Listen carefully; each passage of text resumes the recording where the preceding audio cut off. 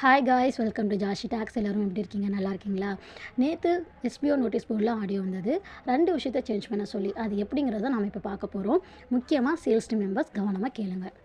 உங்களுடைய டெலிகிராமில் போயிட்டு இங்கே இருக்கிற மேலே இருக்கிற இந்த 3 டாட்டை கிளிக் பண்ணுங்கள். இங்கே மை ப்ரொஃபைலை கிளிக் பண்ணிவிட்டு இந்த பென்சில் மாதிரி இருக்குது இல்லையா, இதை கிளிக் பண்ணிவிட்டு உங்களுடைய ஒரிஜினல் நேம் நீங்கள் எஸ்பிஓவில் என்ன கொடுத்து வச்சுருக்கீங்களோ அதுவும் உங்களுடைய ப்ரொஃபைல் ஐடியும் எழுதிக்கோங்க. இது ஃபஸ்ட்டு சேஞ்சிங்.